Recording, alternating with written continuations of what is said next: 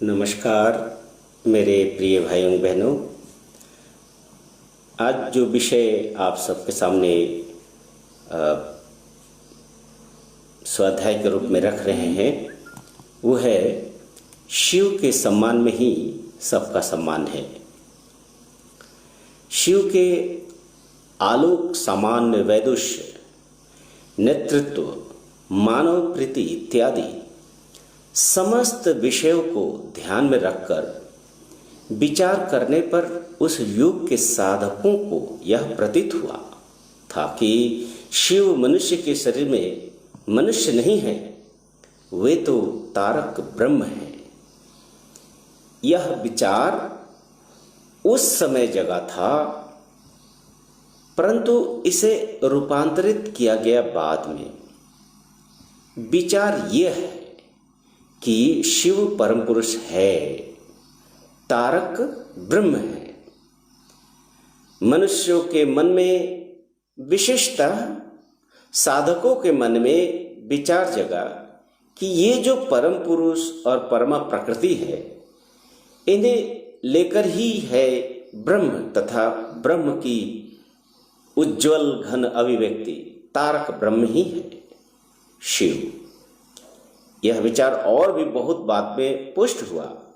जैन तंत्र, बौद्ध तंत्र तथा शिवोत्तर तंत्र में उन्होंने अनुभव किया शिव शक्ति आत्मकम ब्रह्म। साधक मात्र ही साधना के ऊर्ध्व स्तर पर जाकर अनुभव करता है। तो अमेको द्वित्वमापन्नो शिव शक्ति विभागशः। हे परम पुरुष, तुम एक ही हो, तुम ही प्रज्ञा के रूप में सब कुछ देख रहे हो, तुम ही शक्ति के रूप में सब कुछ कर रहे हो।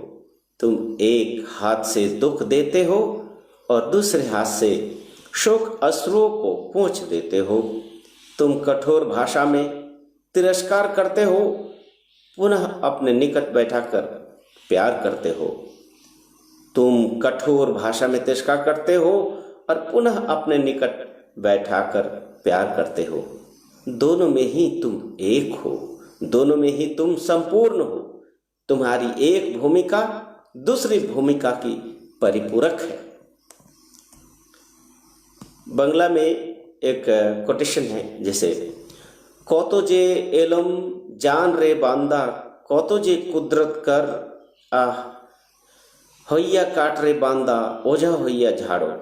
কত কেরামত জানো রে বান্দা, কত কেরামত জানো, মাঝ দরিয়ায় জাল ফেলাইয়া ডাউঙ্গায় বৈশা টানো। एक ओर प्रज्ञा शक्ति है और दूसरी ओर क्रिया शक्ति है।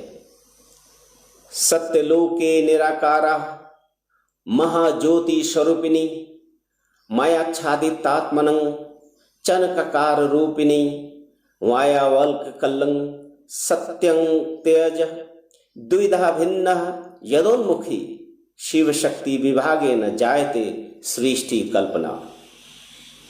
एक आधार में शिव और शक्ति, यह विचार शिव के 5000 वर्षों के उपरांत उस रूप में परिवर्तित हुआ। इस विचार को अर्ध नारीश्वर माना गया है ना। अर्ध नारीश्वर माने आधा नारी आधा पुरुष। तो ये सब कल्पना कब की गई? शिव के 5000 वर्ष साल बाद कल्पना की गई कि एक ही शिव है जिनका दक्षिणांश शिव की तरह है तथा बाया अंश शक्ति की तरह है, गौरी की तरह है। एक ओर सफेद है तो दूसरी ओर गौर वर्ण है। एक ओर बाघ की खाल है तो दूसरी ओर रेशमी वस्त्र है। एक ओर फन फैलाए सर्प है तो दूसरी ओर गौरी की जटा है। यह है अर्धनारीश्वर शिव। दोनों के मेल से शिव शक्ति आत्मकम ब्रह्म। अर्धनारीश्वर शिव का विचार शिव शक्ति आत्मकम ब्रह्म सूत्र के आधार पे किया गया है। उस समय आनंद सूत्रम की रचना की गई थी, किंतु विचार तो साधक के मन की गहराई में बसा हुआ था। ये अर्धनारीश्वर शिव शैव तंत्र के युग में नहीं थे, ये शिवोत्तर तंत्र काल में थे। परवर्ती काल में यह विचार पौराणिक विचार में ग्रहित हुआ। ये महत्वपूर्ण बात है जानना कि शिव जब आए थे उस समय ये अर्धनारीश्वर की कल्पनाएं नहीं थी। शिव के बहुत बाद में जब बौद्धोत्तर तंत्र, जैनोत्तर तंत्र और शिवोत्तर तंत्र में लोगों ने देखा कि जो ये विश्व की जो कल्पना है वो शिव और शक्ति से ही बना है, अर्थात शिव शक्ति आत्मकम ब्रह्म, उसी को कल्पना करके अर्धनारीश्वर का जन्म हुआ, जो कि शिव के 5000 साल बाद हुआ। और भी परवर्ती काल में यह धीरे धीरे लुप्त हो गया। जनमानस से यह विचार समाप्त हो गया। वर्धमान शहर की पश्चिमी दिशा में वर्धमान गुस्करा सड़क पर जो 108 शिव मंदिर है, उनमें से एक मंदिर में अर्धनारीश्वर शिव की मूर्ति देखी थी। ये अर्धनारीश्वर एक दार्शनिक विचार के विमूर्त रूप है, इसमें हकीकत कुछ नहीं है, ये दार्शनिक रूप है। शिव और शक्ति मिलकर, प्रज्ञा और ऊर्जा मिलकर कार्य कर रहे हैं। ऊर्जा एक अंधी शक्ति है, ब्लाइंड फोर्स है। एक छोटा बच्चा बिजली के स्पर्श से मर जाता है क्योंकि विद्युत एक ऊर्जा है, उसमें चेतना नहीं है, वह अंधी शक्ति है। उसमें यह विचार नहीं जगता कि यह शिशु है, उसमें ज्ञान नहीं है। विद्युत के साथ अर्थात ऊर्जा के साथ प्रज्ञा का मेल रहना बहुत ही जरूरी है। प्रज्ञा का समर्थन रहना बहुत ही अधिक जरूरी है। यहाँ प्रज्ञा का मतलब ही होता है विवेक, चैतन्य शक्ति। यह जो जड़ शक्ति है उसके साथ चैतन्य का समर्थन रहने पर, उसका चैतन्य के आधार पर न रहने पर शक्ति क्षतिकारक हो सकती है। इस कारण शक्ति का जो भी नर्तन है वह शिव के वक्ष देश पर है। शिव के वक्ष के बाहर यदि शक्ति एक कदम भी बढ़ती है तो अनर्थ हो सकता है। इस प्रकार शिव शक्ति के द्वारा बनाए गए जगत का रूप ही है अर्धनारीश्वर। यहाँ शिव केवल प्रज्ञा घन सत्ता है। सब कुछ अपनी प्रज्ञा शक्ति के द्वारा देखते चलते हैं। प्रज्ञा के द्वारा शक्ति के नर्तन को नियंत्रित किए चलते हैं। ये अपनी स्वाभाविक ऋजुता, स्वाभाविक सरलता और स्वाभाविक जगत वात्सल्य, ये सब कुछ नियंत्रित किए रहते हैं। कि ए निरुपम शोभा मनोरम हर गौरी एक शरीरे श्वेत पितकाय रांगा दुटी पाए भापटी भाविया मरिरे आधा बाग छाल अंगे विराजे आध पटाम्बर मोहन साजे आध फणी फणा धरिरे। शिव सबका कल्याण चाहते हैं, इस कारण शक्ति को बेलगाम कार्य नहीं करने देना चाहते हैं। शक्ति को नियंत्रण में रखते समय शिव की सरलता, शिव की साधुता किसी भी अवस्था में क्षुण्ण नहीं हो पाई और कभी कभी होगी भी नहीं। शिव शक्ति का जो अच्छेद संपर्क है, उस संपर्क में शिव पूर्णतः सरल है। अभिव्यक्ति के किसी भी क्षेत्र में जरा भी जटिल नहीं है। जिस जग शक्ति का शिव नियंत्रण कर रहे हैं वहां भी ये सरल है, जटिल नहीं है। जीवन के छोटे बड़े पारिवारिक सामाजिक किसी भी क्षेत्र में शिव ने अपनी सरलता नहीं छोड़ी और अपना कर्तव्य निभाया। शिव के विवाह का वर्णन करते समय कहा गया है कि वहां भी ये अपनी सरलता नहीं त्यागे। जब विवाहे চলিলা ত্রিলোচন, ও গো মরণ হে হে মোর মরণ।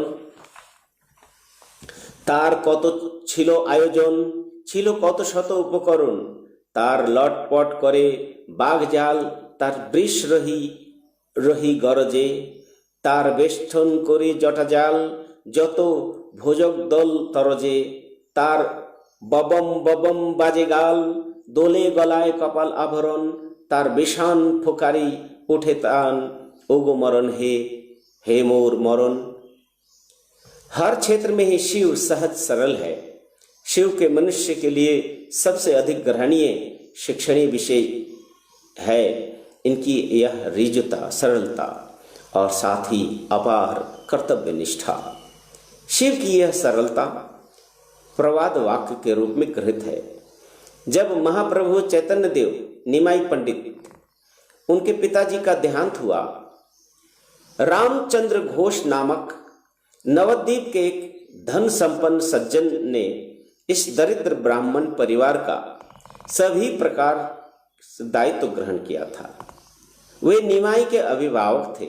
उन्होंने निमाई के विवाह के समय कहा था कि मैं निमाई का विवाह साधारण तरीके से नहीं होने दूंगा, ब्राह्मण के विवाह की तरह चुपचाप विवाह संपन्न नहीं होने दूंगा, न ही शिव के विवाह की तरह केवल सिंह बजाकर कर्तव्य निभाऊंगा। मैं निमाई का विवाह कायस्थों के घराने की तरह करूंगा, ढाक ढोल पिटवाकर सहनाई बजवाकर। इस प्रकार ये शिव है जिनके विवाह में सिंह का बाजा बजा था, शहनाई नहीं बजी थी। वधू के अंग पर शायद रेशमी वस्त्र रहे हो, किंतु वर तो विवाह मंडप में रेशमी वस्त्र पहनकर नहीं खड़े हुए थे। ये तो बाघ की छाल पहनकर ही आए थे। कन्या के माथे पर चाहे मुकुट रहा हो, परंतु वर के माथे पर जरी से मंडित मुकुट नहीं था, भुजंग था। यह तो किसी कायस्थ का विवाह नहीं, वरन ये शिव का विवाह था। इनके जीवन के किसी क्षेत्र में किसी प्रकार का आडंबर नहीं है। इनकी विभूति अपार अनंत है। इनके चरणों में सब ही नत जानू है, परंतु ये स्वयं तो आत्म भोला है। शिव का यह विराटत्व इनका अन्यतम वैशिष्ट्य है। अन्य देवी देवताओं को देखो तो किसी के मस्तक पर मुकुट है, किसी के हाथ में कंगन है, कानों में कुंडल है, कटी देश पर चंद्रमा शोभित है, किंतु शिव का भी कोई अलंकार नहीं। शिव के जो अनुगामी हैं उनके गण कहा जाता है। वे साधारण मनुष्य है जिन्हें आर्यों ने भूत प्रेत की संज्ञा दी गई है। यहाँ एक बात सोचने और समझने वाली बात यह है कि शिव के साथ में जो गण लोग रहते थे वो कोई भेद प्रेत और जानवर नहीं थे, राक्षस नहीं थे, साधारण मनुष्य थे जिनसे शिव प्यार करते थे और जिन लोगों ने शिव से प्यार करते थे। किंतु आर्य लोग उनको भूत प्रेत ये बनाए। भारत में रहने वाले लोगों का रंग थोड़ा काला होता है और आर्य गोरे हैं। इस कारण उनकी दृष्टि में भारत के ये साधारण मनुष्य भूत प्रेत के समान थे। ये भूत प्रेत वास्तव में भूत प्रेत नहीं थे, ये शिव के भक्त थे। इन्हें संस्कृत में गण कहकर पुकारा जाता था। शिव के पास और कोई अलंकार नहीं था, गण ही शिव के अलंकार थे। इन्हीं को लेकर शिव का सुख दुख हास्य रुदन का संसार बसा था, क्योंकि शिव का संसार तो ब्रह्मांड था। इस कारण ब्रह्मांड का हर मनुष्य, हर एक हताशाग्रस्त मनुष्य, हर शिव भक्त, हर शिव विरोधी को लेकर शिव की गृहस्थी थी। किसी को छोड़ा नहीं जा सकता था, क्योंकि सभी तो शिव के अपने थे। इन सबों के साथ ही तो शिव की घास फूस की कुटिया में बसा सोने का संसार था। किसे छोड़े? इस कारण सबको लेकर जिनका संसार है वे सबके देवता बन गए। हो सकता है किसी ने प्रत्यक्ष रूप से शिव की निंदा की हो, परंतु मन ही मन प्रशंसा किए है। अन्य देवता के असंतुष्ट हो जाने पर किसी की क्षति हो सकती है, किंतु शिव तो किसी को अभिशाप नहीं देंगे।